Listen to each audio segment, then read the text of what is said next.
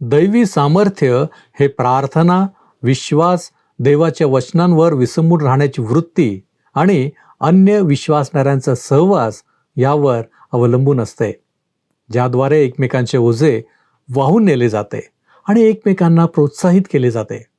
काय हे दैवी सामर्थ्य आपण अनुभवले आहे?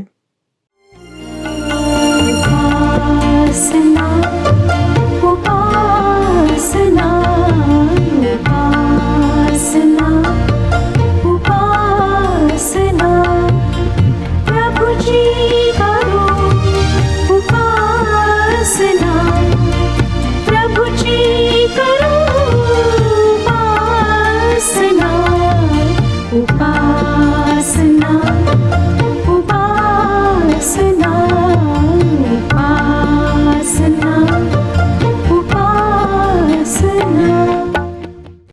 सर्व सृष्टीचा निर्माणकर्ता परमेश्वर याच्या नावाला मान, महिमा आणि गौरव सदा सर्व काळ असो. उपासना कार्यक्रमामध्ये आपले स्वागत आहे. प्रियांनो, जीवनामध्ये जगत असताना अनेक वेळा असा प्रसंग येतो की आम्ही हतबल आहोत, आम्ही काही करू शकत नाही असे वाटू लागते. पण असे वाटण्यामध्ये काही तथ्य आहे का? माझ्या मते किमान विश्वासणाऱ्याला तसे वाटू नये. आणि वास्तविकता देखील तशीच आहे. हे खरे आहे की आम्ही स्वतःहून काहीच करू शकत नाही. प्रियांनो, आजच्या अध्ययनात आपण हेच पाहणार आहोत की विश्वासणाऱ्याने कशा प्रकारे आपल्या जीवनाकडे पाहावे. पौल याबाबत काय सांगतो ते पाहण्यासाठी चला प्रियांनो, आपण आपल्या अध्ययनाची सुरुवात करूया. श्रोत्यांनो, आज आम्ही फिलिप्पियरास पत्र 4 अध्याय 13 वचनापासून पुढच्या वचनांवर विचार करणार आहोत. फिलिप्पियरास पत्र 4 अध्याय 13 वचन. हे वचन सांगतं, मला जो सामर्थ्य देतो त्याच्याकडून मी सर्व काही करावयास शक्तिमान आहे. पौलाला हा एक दांडगा विश्वास होता की ज्या प्रभूवर मी विश्वास ठेवला आहे तो माझी सर्व परिस्थितीमध्ये मदत करण्याकरिता, मला चालवण्याकरिता, मला त्यामधून निभावून नेण्याकरिता समर्थ आहे. श्रोत्यांनो, आमच्या जीवनामध्ये आम्ही बऱ्याचदा ह्या गोष्टींमध्ये चुकतो. जेव्हा आमच्यावर कठीण परिस्थिती येते, संकट येतात, आजार येतात, तेव्हा आम्ही विश्वासामध्ये डगमगायला लागतो. पॉल या ठिकाणी म्हणतो की मी सर्व काही करण्यास समर्थ आहे. सर्व काही म्हणजे खूप मोठ्या उंचीवरून उडी मारणे, तरीही सुखरूप राहणे नाही, तर ख्रिस्ताच्या तुमच्या जीवनाविषयी इच्छेच्या संदर्भात तुम्ही सर्व काही त्याच्याद्वारे करायला समर्थ आहात. तुम्ही जे करावे अशी ख्रिस्ताची इच्छा आहे ते करण्यास तो तुम्हाला सामर्थ्य पुरवतो. तुमच्याजवळ जे काही दान आहे त्या दानाचा वापर करण्याकरिता तो सामर्थ्य पुरवितो. विश्वासणाऱ्याच्या जीवनातले दान हे देवाच्या आत्म्याचे प्रगटीकरण आहे. जोपर्यंत तुम्ही ख्रिस्तामध्ये आहात तोपर्यंत तुमच्यामध्ये ते सामर्थ्य राहील. आता मी ह्याकरिता आपणाला एक साधे उदाहरण देते. पुणे व मुंबईच्या दरम्यान वेगाने धावणारी इंद्रायणी एक्सप्रेस एक फार चांगली ट्रेन आहे. ती या अवघड घाटाच्या मार्गातून अगदी सहजतेने व डौलाने प्रवास करते. या गाडीतून प्रवास करणे एक सुखद अनुभव आहे. पण समजा या गाडीने खंडाळ्याच्या घाटातून जाताना म्हटले, मी नेहमीच या घाट माथ्यावरून पळते, जरा खाली झुकून दऱ्या खोऱ्यातून मी जायला हवे. आणि असे म्हणत समजा ही गाडी आपल्या रेल्वे मार्गावरून किंचित जरी वळली तर काय होईल? अपघात. आतल्या प्रवाशांसकट गाडीचा चक्काचूर होईल. जेव्हा पॉल म्हणतो की मला सबळ करणारा ख्रिस्त याच्याद्वारे मी सर्व काही करण्यास समर्थ आहे, तेव्हा पौलाला देवाच्या इच्छेमध्ये जे सर्व काही आहे ते अभिप्रेत आहे. जर तुम्ही ख्रिस्ताच्या शरीराचे अवयव आहात व तो तुमचे मस्तक आहे, तर तुम्हाला तुमच्या जीवनातल्या सर्व गोष्टीत त्याच्या इच्छेनुसार वागायला हवे. ज्या मार्गातून तुम्ही धावायला हवे तो मार्ग म्हणजे ख्रिस्त आहे. पौलाचे हे वाक्य अत्यंत प्रभावशाली, अर्थपूर्ण व सामर्थ्याने भरलेले आहे. या आधीच्या वचनांमध्ये त्याने म्हटले की तो विपन्नतेत व संपन्नतेत तृप्त राहण्यास शिकला. अन्न तृप्त असणे व क्षुधित असणे हे त्याला समजते. आता या वचनामध्ये तो ते कसे आत्मसात करू शकला त्याचे गुपित सांगत आहे. आणि ते गुपित म्हणजे ख्रिस्त आहे. ख्रिस्ताचे त्याच्या जीवनातले वास्तव्य आहे. श्रोत्यानो, आमच्या जीवनात सुद्धा जर ख्रिस्ताचे वास्तव्य आहे, तर आम्ही सर्व परिस्थितीमध्ये सर्व काही करण्यास समर्थ होऊ शकतो. योहान कृष्णवर्तमान 15 अध्याय 4 आणि 5 वचनात प्रभू येशूने आपल्या शिष्यांना म्हटले, तुम्ही मजमध्ये राहा आणि मी तुम्हामध्ये राहतो. जसे फाटा वेलात राहिल्या वाचून त्याच्याने आपल्या आपण फळ देववत नाही, तसे मजमध्ये राहिल्या वाचून तुम्हालाही देता येणार नाही. मी वेल आहे, तुम्ही फाटे आहात. जो मजमध्ये राहतो आणि मी त्याचमध्ये राहतो, तो पुष्कळ फळ देतो, कारण मजपासून वेगळे असल्यास तुम्हाला काही करता येत नाही. म्हणजे ख्रिस्ताने आमच्यामध्ये व आम्ही ख्रिस्तामध्ये वस्ती करणे आवश्यक आहे. इफिस्करास पत्र याचा अभ्यास करताना आपण एका फार महान व सुंदर प्रार्थनेचा अभ्यास केला आणि त्या प्रार्थनेत एक फार महत्वाचे वचन आम्ही अभ्यासले. इफिस्करास पत्र 1 अध्याय 19 आणि 20 वचने. आणि आपण विश्वास ठेवणारे त्या आपणाविषयीच्या त्याच्या सामर्थ्याचे अपार महत्त्व ते काय हे तुम्ही त्याच्या बळाच्या पराक्रमाच्या कृतीवरून ओळखून घ्यावे. त्याने तीच कृती ख्रिस्ताच्या ठाई दाखवून त्याला मेलेल्यातून उठवले. तसेच तो इफिस्करास पत्र 3 अध्याय आणि 20 वचनात लिहितो, आपण ज्याची काही मागणी किंवा कल्पना करतो त्यापेक्षा आपल्यामध्ये कार्य करणाऱ्या शक्तीने फारच फार कराव्यास जो शक्तिमान आहे. म्हणजे याचा अर्थ असा की आमच्यामध्ये किंवा आमच्या ठाई देवाचे सामर्थ्य आहे, जे आम्हाला त्याची इच्छा पूर्ण करण्यास शक्तिमान करते. लक्षात घ्या श्रोत्यानो, की ख्रिस्ती माणूस स्थितप्रज्ञ नाही. जग माया आहे असे तो म्हणत नाही, किंवा भावना, स्वप्ने व कल्पना याविषयी तो अलिप्त किंवा तटस्थ नाही, तर तो जीवनाला ते जसे आहे तसे त्याला सामोरे जातो आणि ख्रिस्ताच्या त्याच्या ठाई असलेल्या सामर्थ्याने स्वतःच्या परिस्थितीवर मात करतो. याच संदर्भात पॉल म्हणतो की मला सबळ करणारा त्याच्याकडून मी सर्व काही करण्यास शक्तिमान आहे. आता या वचनामध्ये असलेल्या आणखी एका महत्वाच्या गोष्टीकडे मी तुमचे लक्ष वेधू इच्छिते. ह्या वचनात एकीकडे पॉल मी शक्तिमान आहे असे म्हणतो व तो असेही म्हणतो की मला सबळ करणारा त्याच्याद्वारे मी शक्तिमान आहे. म्हणजे जर एका दृष्टिकोनातून पाहिले तर असं वाटतं की पॉल स्वतःला मीपणाला महत्त्व देत आहे की काय, की तो मी पण संपूर्ण पुसून टाकत आहे व संपूर्ण श्रेय ख्रिस्ताला देत आहे. मला असं वाटतं की तो ख्रिस्ताला सर्वाधिक श्रेय देत असला तरी तो त्याचे स्वत्व पुसून टाकत नाही. आणि ही गोष्ट तुमच्या व माझ्याकरिता फार महत्वाची आहे, कारण आम्ही आमच्या विश्वासाच्या जीवनात मी व ख्रिस्त यांच्यातला पौलासारखा सुवर्ण मध्य गाठत नाही. आम्ही एकीकडे कळत व नकळत इतके स्वतःविषयी भान ठेवतो की ख्रिस्ताचे जे गौरव आहे ते त्याला देत नाही. मी ख्रिस्तासाठी अमुक केले, मी ख्रिस्तासाठी तमुक केले, अशी शेखी आम्ही मिरवतो. परंतु ते योग्य नाही, कारण असे करून आम्ही ख्रिस्तापेक्षा स्वतःला जास्त मोठे समजतो. माझ्यामध्ये काहीतरी विशेष आहे म्हणून ख्रिस्त माझा उपयोग करीत आहे असे आपण गृहीत धरतो. परंतु ही गोष्ट अहंकाराचे चिन्ह आहे, ही देवाला संतोष देणारी नाही. आणि आम्ही कधीकधी स्वतःला इतके तुच्छ समजतो की कळत नकळत आम्ही देवाच्या निर्मितीला म्हणजे स्वतःला तुच्छ समजतो. ही गोष्ट खरी आहे की आम्ही देवाच्या दृष्टीमध्ये पापी व अपात्र आहोत. परंतु आम्ही जेव्हा ख्रिस्ताला आमचा तारक म्हणून स्वीकारतो तेव्हा आम्ही ख्रिस्त येशूमध्ये नीतिमान ठरविले जातो आणि परमेश्वर आमच्याकडे पाहतो तेव्हा तो आमच्या ठाई ख्रिस्ताचे नीतिमत्व पाहतो. अशा प्रकारे ख्रिस्ताच्या द्वारे आम्ही नीतिमान ठरलेले असताना स्वतःला अगदीच तुच्छ समजणे ही अयोग्य आहे. आम्ही आमची ओळख पूर्ण पुसून टाकावी अशी देवाची इच्छा नाही. आम्ही ख्रिस्ताबरोबर एक व्हावे हे कबूल आहे, परंतु आम्ही देवाच्या हातातल्या कळसूत्री बाहुल्या नाही.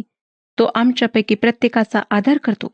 त्याने प्रत्येकाला स्वेच्छा दिलेली आहे, स्वतःचा असा दर्जा दिलेला आहे व त्याने आमच्या निर्मिती मागचा हेतू आम्हाला स्पष्ट करून दिला आहे. आम्ही आमच्या जीवनातून ख्रिस्ताला गौरव द्यावा हा तो हेतू आहे. त्यासाठी त्याने आम्हाला काही दानेही दिलेले आहेत.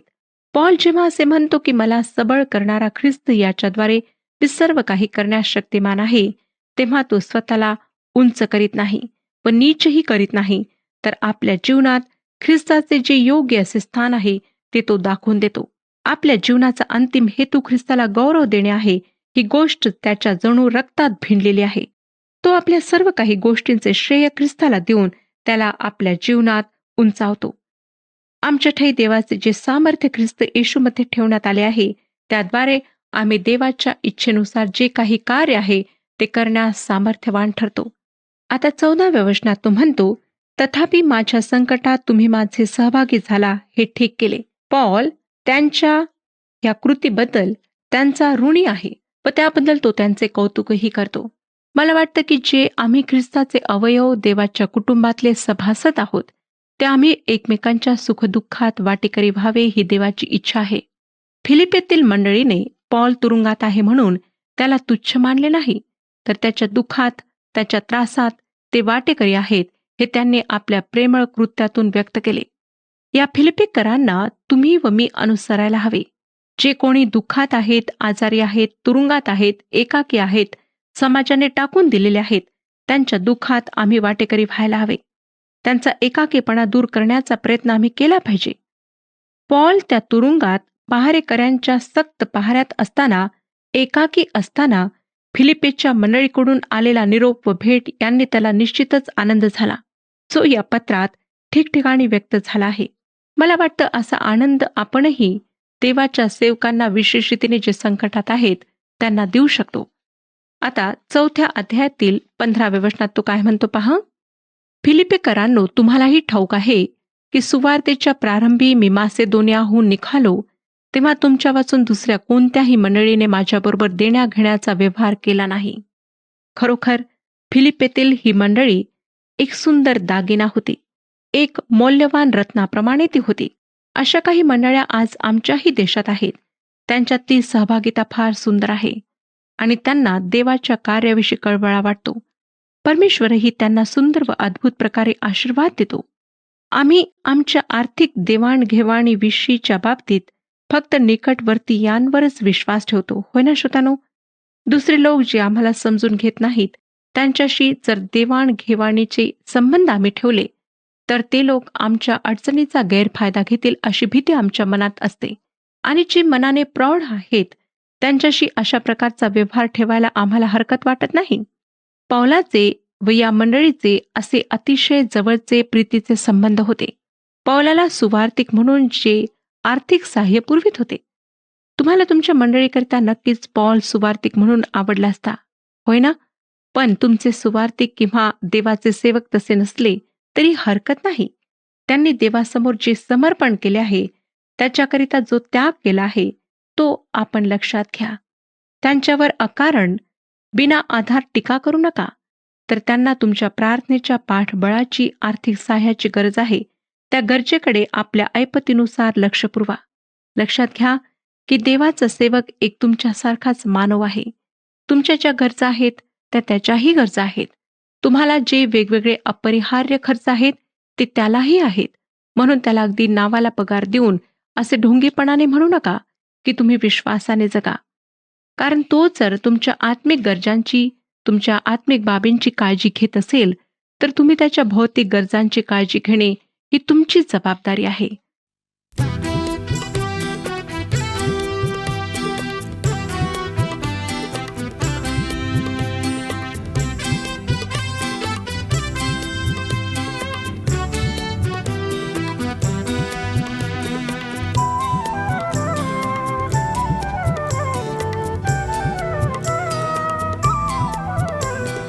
येशूने मला तारिले, ऐसे विश्वास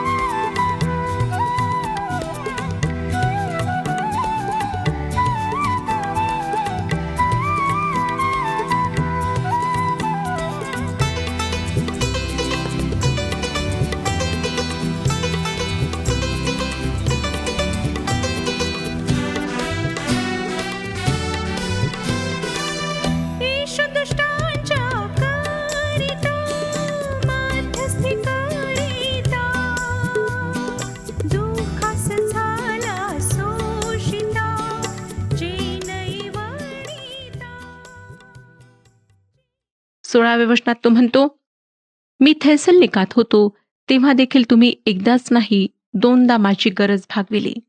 तुम्हाला आठवतच असेल की प्रेषितांची कृत्ये या पुस्तकाच्या 16व्या व 17व्या अध्यायात पौलाच्या सुवार्तेविषयीचा वृत्तांत आहे व त्यात आपण वाचले की पौलाला अधिकाऱ्यांच्या सांगण्यावरून फिलिप्पे सोडावे लागले.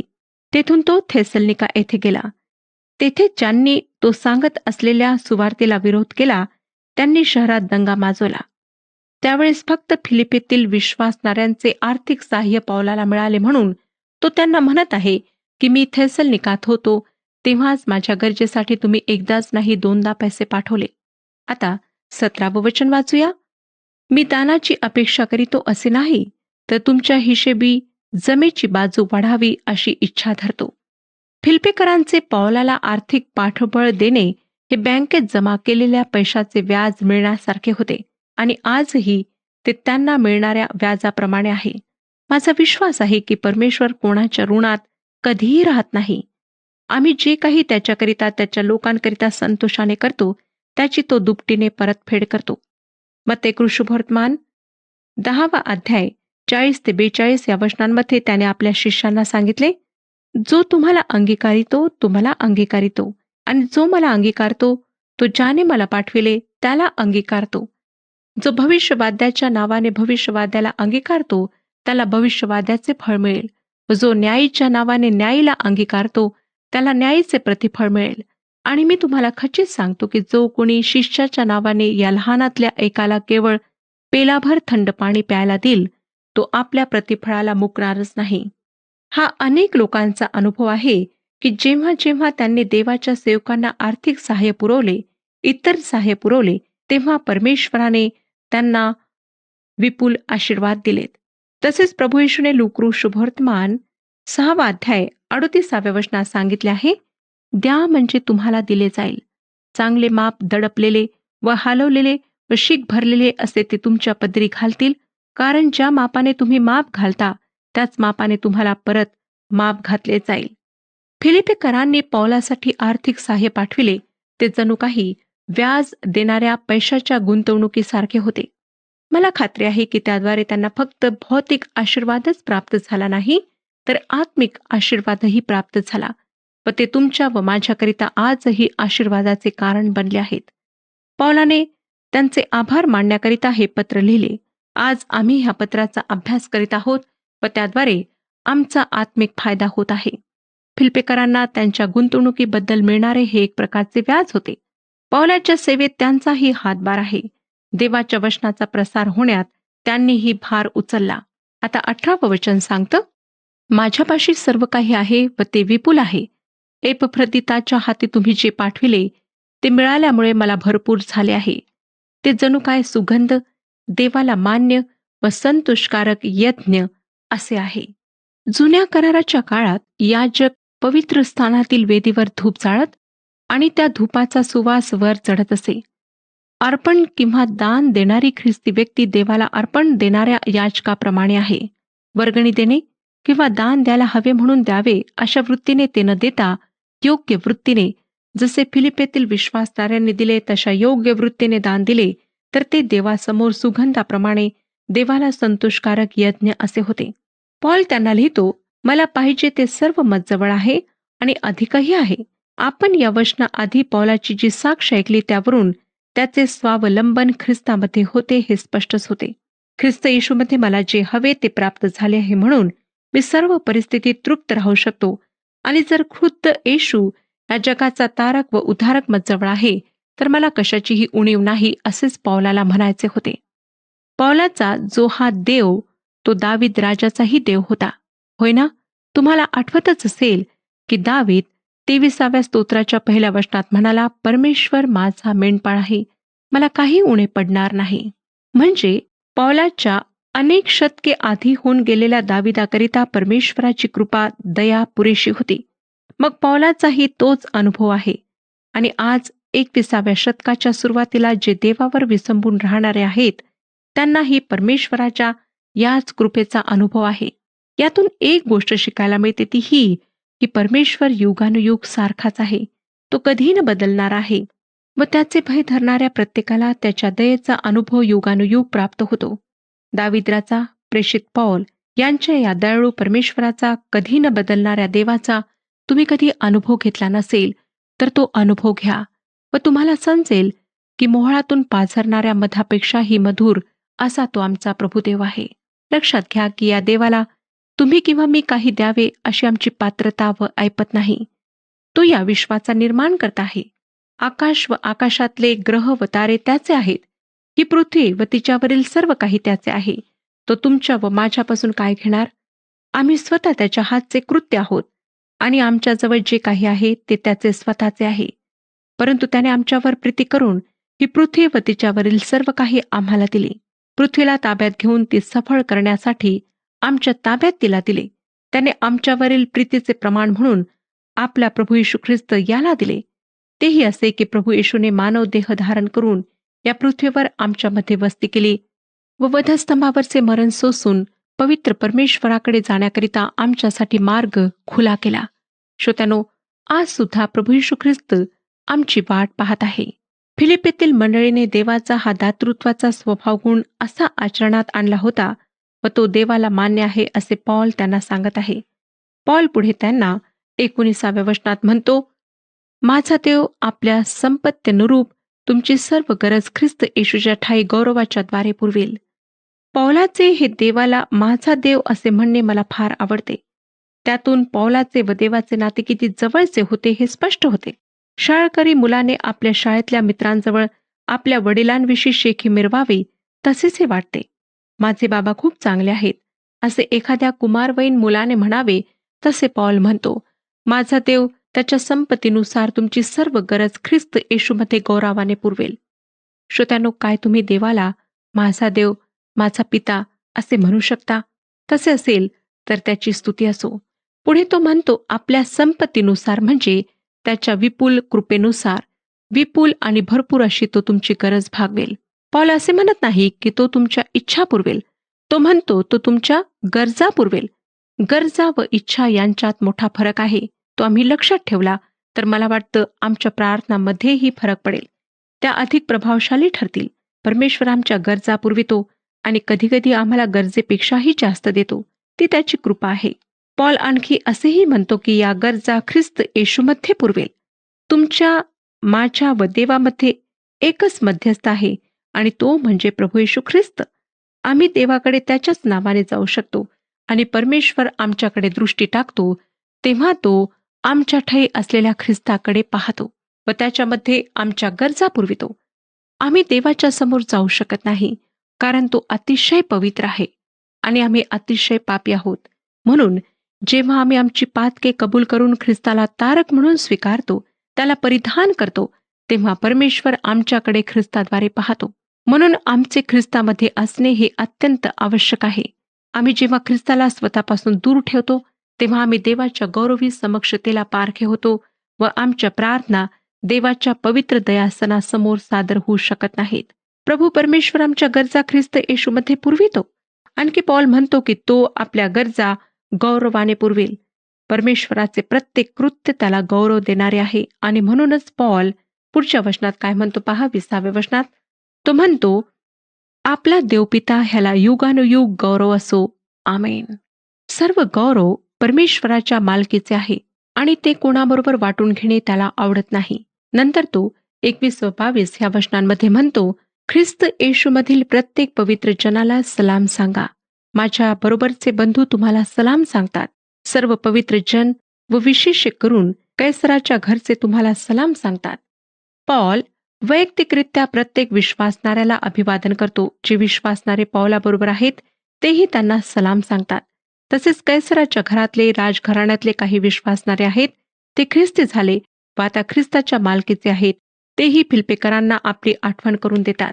नंतर शेवटल्या म्हणजेच 23 वचनामध्ये तो म्हणतो, प्रभू येशू ख्रिस्ताची कृपा तुमच्या आत्म्याबरोबर असो. श्रोत्यानो, माझी केवळ आशाच नाही तर विश्वास आहे की या पत्राचे अध्ययन तुम्हा सर्वांकरिता आशीर्वादाचे ठरले आहे. तुमच्या आध्यात्मिक उन्नतीकरिता ते कारणीभूत ठरले आहे. हे देवाच्या आत्म्याच्या सामर्थ्याने झाले आहे व देवाने ते आपल्या विपुल कृपेने केले आहे. त्याची कृपा तुम्हा सर्वांसह आता सदा व सर्व काळ असो. आमेन.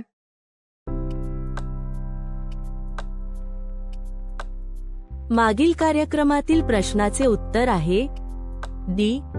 आपल्या शरीरातील काटा प्रभूने काढून टाकावा अशी प्रार्थना पौलाने 3 वेळा केली. आजचा प्रश्न, पौल थेस्सलनिकात असताना फिलिप्पीकरांनी किती वेळा पौलाची गरज भागवली? ए. 3 वेळा, बी. 5 वेळा, सी. 2 वेळा, डी. 4 वेळा.